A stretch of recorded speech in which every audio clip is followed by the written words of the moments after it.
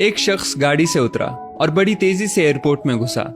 जहाज उड़ने के लिए तैयार था।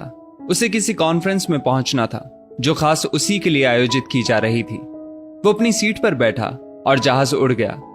अभी जहाज कुछ दूर ही उड़ा था कि कैप्टन ने ऐलान किया, तूफानी बारिश और बिजली की वजह से जहाज का रेडियो सिस्टम ठीक से काम नहीं कर रहा, इसलिए हम करीबी एयरपोर्ट पर उतरने के लिए मजबूर हैं। जहाज लैंड होते ही अब वो शख्स बाहर निकला और कैप्टन से शिकायत करने लगा कि उसका एक एक मिनट कीमती है और होने वाली कॉन्फ्रेंस में उसका पहुंचना बहुत जरूरी है।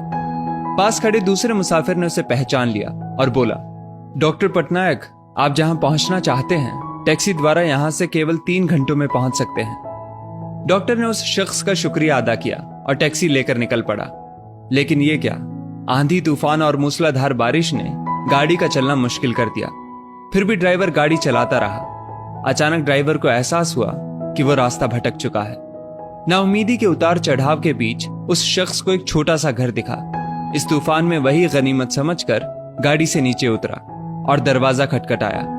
आवाज आई, जो कोई भी है अंदर आ जाए, दरवाजा खुला है। अंदर एक बुढ़िया आसन बिछाए भगवत गीता पढ़ रही थी। उसने कहा, माँ जी, अगर इजाजत हो तो आपका फोन इस्तेमाल कर लूं।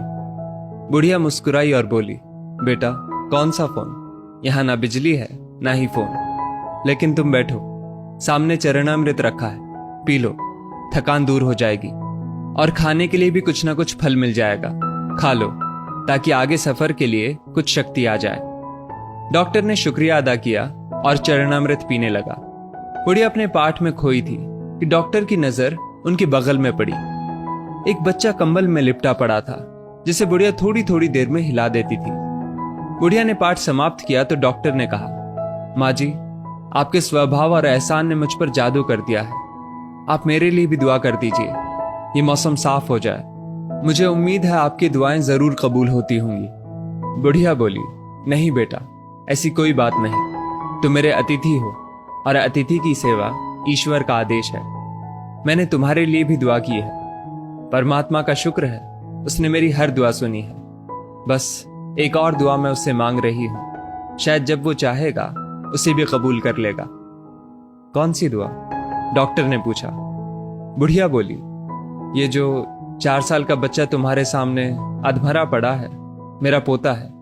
ना इसकी माँ जिंदा है ना ही बाप। इस बुढ़ापे में इसकी जिम्मेदारी मुझ पर है। डॉक्टर कहते हैं इसे कोई खतरनाक रोग है जिसका वो इलाज नहीं कर सकते। वो कहते हैं एक ही नाम पर डॉक्टर है। क्या नाम बताया था उसका? हाँ, याद आया, डॉक्टर पटनायक। वो इसका ऑपरेशन कर सकता है। लेकिन मैं बुढ़िया कहाँ उस डॉक्टर तक पहुंच सकती हूँ? बच्चे को लेकर जाऊं भी तो पता नहीं वो देखने के लिए राजी भी हो या नहीं। बस अब बंसी वाले से यही मांग रही थी कि वो मेरी मुश्किल आसान कर दे। डॉक्टर की आंखों से आंसुओं का सैलाब बह निकला।